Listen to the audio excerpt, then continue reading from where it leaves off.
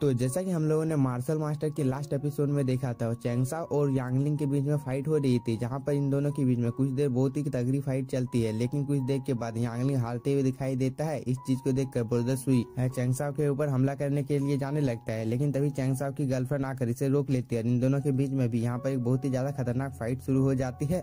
तभी इन लोगों की फाइट को देखकर ये लड़की सोचती है, अगर इन लोगों के बारे में मैंने अगर अपनी आंटी को बता दिया तो मैं अपने एक तीर से दो शिकार कर लूंगी। इसके बाद हम लोगों को चैंगसाओ और यांगलिंग को फाइट को दिखाया जाता है, जहाँ पर चैंगसाओ यांगलिंग को बहुत ही ज्यादा इंजर्ड कर देता है और उसे दूर कर देता है। और अब आगे इस एपिसोड की शुरुआत में चैंगसाओ की गर्लफ्रेंड चैंगसाओ को बोलती है, इन लोगों को इतनी थोड़ी सी चोट से कोई भी फर्क नहीं पड़ेगा। इस बात को सुनकर यांगलिंग चैंगसाओ को बोलता है, तुम लोगों ने डीमन स्वॉर्ड सिटी के लोगों को नुकसान पहुंचाने की कोशिश की है, इसलिए हम लोग तुम्हें यहाँ पर मार डालेंगे। और वो यह बोलने के बाद में यहाँ पर अपने वेपन को भी समन कर लेता है। इस चीज को देखकर उसके साथी लोग भी यहाँ पर अपने वेपन को समन कर लेते हैं और एक एक करके चैंगसाओ के ऊपर अटैक करने के लिए तैयार हो जाते हैं और ये लोग चैंगसाओ के ऊपर हमला भी कर देते हैं। लेकिन तभी हम लोगों को इस लड़की को दिखाया जाता है, जो की चैंगसाओ के सामने आ जाती है, इन लोगों के साथ में फाइट करने लगती है। और ये लड़की अपने एक ही अटैक से यहाँ पर जितने भी डिसाइपल चैंगसाओ के ऊपर हमला करने के लिए आ रहे होते हैं, उन सभी को यहाँ पर बहुत ही ज्यादा इंजर्ड कर देती है। इस चीज को देखकर ब्रदर सुई बहुत ही ज्यादा शॉक हो जाता है और चैंगसाओ भी। तभी हम लोगों को इस लड़की को दिखाया जाता है और जो कि इन लोगों को बोलती है, अगर तुम लोग मरना नहीं चाहते हो तो इस जगह से चले जाओ। इस बात को सुनने के बाद में यह डिसाइपल बोलता है, ये तीनों ही जिन लोगों के साथ हम लोगों की फाइट हो रहे हैं बहुत ही ज्यादा पावरफुल है। और वह बोलने के बाद में बहुत ही ज्यादा डर जाता है। इस बात को वांगलिंग और ब्रदर सुई भी सुन रहे होते हैं। तभी ये लड़की नीचे आ जाती है और इसके बाद चैंगसाओ भी आ जाता है और इन लोगों को बोलता है, अगर तुम लोगों को अभी भी यह फाइट कंटिन्यू करनी है तो मैं तैयार हूँ। इस पर ब्रदर सुई बोलता है, फिलहाल के लिए तो हम लोग तुम्हें जाने दे रहे हैं, लेकिन फ्यूचर में हम लोगों की फाइट जरूर होगी। इस पर चैंगसाओ इन लोगों को बोलता है, तुम लोगों की पावर इतनी ज्यादा नहीं है कि तुम लोग हम लोगों के साथ फाइट करने के लायक हो। इस पर इन दोनों को बहुत ही ज्यादा गुस्सा आ रहा होता है, लेकिन ये दोनों ना चाहते हुए भी यहाँ से चले जाते हैं, क्योंकि इन लोगों को पता होता है कि वो लोग इन लोगों को जान से भी मार सकते हैं। इसीलिए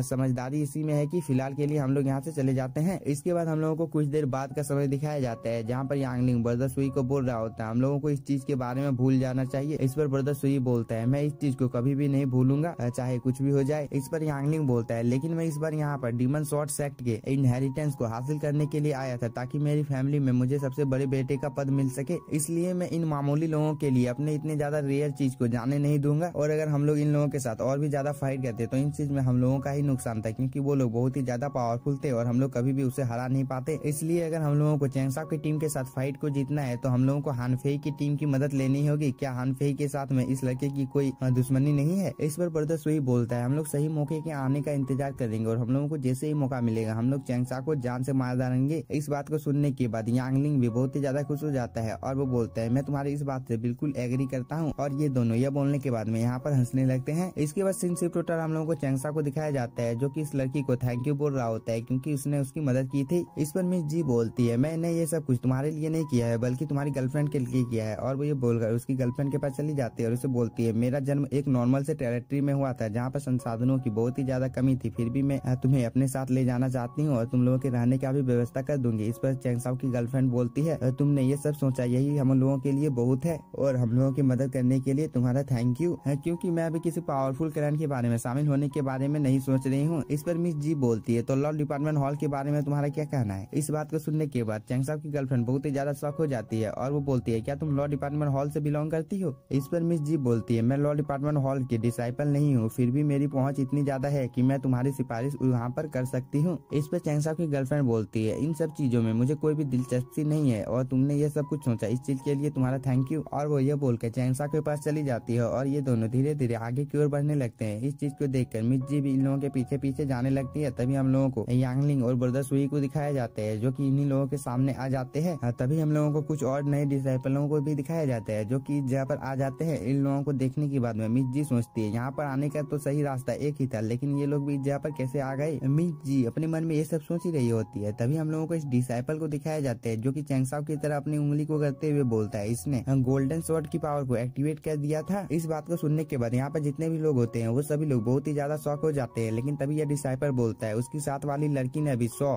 सुप्रीम कैडो को एक्टिवेट कर दिया था। इस पर और एक डिसाइपल आगे की ओर आते हुए बोलता है ये कैसे हो सकता है कि इन दोनों ने इतने ज्यादा रेयर ट्रेजर को हासिल कर लिया है। इस पर ये लड़की बोलती है मेरे मास्टर ने बोला था कि अगर कोई सुप्रीम स्वॉर्ड को हासिल कर लेता है तो इस डीमन स्वॉर्ड के इनहेरिटेंस में और भी बहुत सारे ट्रेजर मिल सकते हैं, लेकिन मुझे नहीं पता है कि ये ट्रेजर कहाँ पर है, इसलिए मैं तुम लोगों के साथ यहाँ पर एक समझौता करनी चाहती हूँ। मैं तुम लोगों को यहाँ पर बहुत सारे मनी दे दूंगी, इसके बदले में तुम लोग क्या मुझे उस सुप्रीम कैडो को दे सकते हो। इस पर चैंगसा यहाँ पर साफ मना करते हुए बोलता है कि हम लोगों के पास कोई भी सुप्रीम कैडो नहीं है। इस पर ये लड़की चैंगसा को बोलती है अगर तुमने सुप्रीम कैडो को मुझे दे दिया तो तुम्हारे साथ जो हानफेई का लफड़ा हुआ है मैं इस चीज में तुम्हारी मदद करूंगी, इसलिए यह डील तुम्हारे लिए बहुत ही ज्यादा फायदेमंद होने वाली है, तो बिना बेझिझक के तुम इस डील को स्वीकार कर लो। इस पर चैंगसा इस लड़की को बोलता है मुझे कुछ भी समझ में नहीं आ रहा है कि तुम यहाँ पर कहना क्या चाहती हो, क्योंकि हम लोगों के पास सुप्रीम कैडो नहीं है। और वो ये बोलने के बाद में यहाँ से जाने वाला होता है, जिसकी वजह से इस लड़की को बहुत ही ज्यादा गुस्सा आ जाता है और वो बोलती है तुम यहाँ पर ऐसे कैसे कर सकते हो। इस पर चैंगसाओ की गर्लफ्रेंड इन लोगों को बोलती है चैंगसाओ ने एक बार बोल दिया कि उसे कुछ भी लेना देना नहीं है तो नहीं है। इस पर ये दूसरी लड़की बोलती है हम लोग इस मामले को शांति से शांत कर सकते हैं, फिर तुम लोग यहाँ पर आपस में बहस क्यों कर रहे हो, क्या तुम लोगों को पता नहीं है कि इसका अंजाम फ्यूचर में तुम लोगों के लिए बहुत ही ज्यादा खराब होने वाला है। इस पर चैंगसाओ की गर्लफ्रेंड इन लोगों को बोलती है इस चीज में मेरी एक शर्त है, तुम लोगों ने बोला था कि तुम लोग चैंगसाओ की किसी भी इच्छा को पूरी कर सकती हो। इस पर ये लड़की इन लोगों को बोलती है बोलो तुम्हारा क्या शर्त है। इस पर चैंगसाओ की गर्लफ्रेंड इन लोगों को बोलती है क्या तुम लोगों को लगता है कि हम लोग तुम्हें कभी भी उस सुप्रीम कैडो को देंगे। इस बात को सुनने के बाद में इस लेडी को बहुत ही ज्यादा गुस्सा आ जाता है और वो अपनी एनर्जी को डिलीट करता है और इसी के साथ हम लोगों का यह एपिसोड हो जाता है खत्म। अगर आप लोगों को वीडियो पसंद आया होगा तो चैनल को सब्सक्राइब कीजिए और वीडियो को like. Thank you for watching.